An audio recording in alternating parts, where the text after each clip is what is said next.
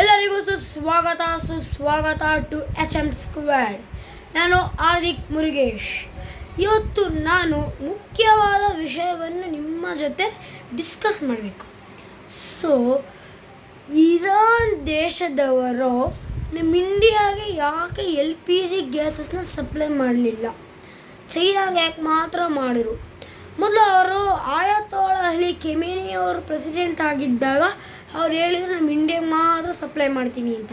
ಈಗ ಮುಜ್ತಬಾ ಖಮೇನಿ ಬಂದಮೇಲೆ ಹೇಳಿದರೆ ನಾವು ಇಂಡಿಯಾಗೆ ಸಪ್ಲೈ ಮಾಡಲ್ಲ, ಯಾಕಂದರೆ ಅವರು ಅಮೇರಿಕಾಗೆ ಮತ್ತು ಇಸ್ರೇಲ್ಗೆ ಸಪೋರ್ಟ್ ಮಾಡ್ತಾರೆ, ಚೈನಾ ನಮಗೆ ಸಪೋರ್ಟ್ ಮಾಡುತ್ತೆ ಅಂತ ಚೈನಾಗೆ ಸಪ್ಲೈ ಮಾಡೋಕ್ಕೆ ಸ್ಟಾರ್ಟ್ ಮಾಡಿದ್ರು. ಯಾಕೆ ಅದಕ್ಕೆ ಚೈನಾ ಯಾಕೆ ಸಪ್ಲೈ ಮಾಡೋಕ್ಕೆ ಸ್ಟಾರ್ಟ್ ಮಾಡೋದು ಅಂದರೆ ಅವರು ಇರಾನ್ ಸಪ್ಲೈ ಮಾಡ್ತಾರೆ ಅಂತ ಅಂದ್ಕೊಂಡ್ರು. ಆದರೆ ನಮ್ಮ ಇಂಡಿಯಾ ಮತ್ತು ಚೈನಾ ನ್ಯೂಟ್ರಲ್ಲು, ಯಾರಿಗೂ ಸಪೋರ್ಟ್ ಮಾಡಲ್ಲ, ಎಲ್ಲರೂ ಈಕ್ವಲ್ ಅಂತ ಹೇಳಿದರು. ಆದರೆ ಈಗ ಅವ್ರು ಮತ್ತೆ ಹೊಸ ರೂಲ್ ಸ್ಟಾರ್ಟ್ ಮಾಡಿದ್ರು. ಈಗ ಅವರೆಲ್ಲ ಡಿಸ್ಕಸ್ ಮಾಡಿದ್ರು, ಮೇನ್ ಪರ್ಸನ್ಸ್ ಇರ್ತಾರಲ್ಲ ಇರಾನ್ ಕಂಟ್ರಿದು, ಅವರೆಲ್ಲ ಡಿಸ್ಕಸ್ ಮಾಡಿದ್ರು. ಆ ಸ್ಟೇಟ್ ಆಫ್ ಹಾರ್ಮೋಸಿಂದ ಬರೋ ಪೆಟ್ರೋಲಿಯಂ ಪ್ರಾಡಕ್ಟ್ಸ್ LPG CNG ಎಲ್ಲನೂ ಸ್ಟಾಪ್ ಮಾಡಿದರು. ಯಾಕೆ ಅಂದರೆ ಸಪೋರ್ಟ್ ಮಾಡಲ್ಲ ಅಂತ ಮೊದಲೇ ಹೇಳಿದ್ದೆ.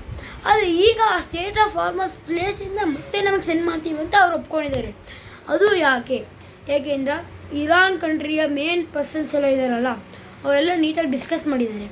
ಏನಂತ, ಈ ಇಂಡಿಯಾ ನಮಗೆ ಸುಮಾರು ವರ್ಷದಿಂದನೂ ನಮಗೆ ಫ್ರೆಂಡ್ ಇದ್ದಾರೆ. ಮತ್ತು ಇವರು ನಮಗೆ ಯಾವುದೇ ಥರ ಕಷ್ಟವನ್ನು ಏನೂ ಕೊಟ್ಟಿಲ್ಲ.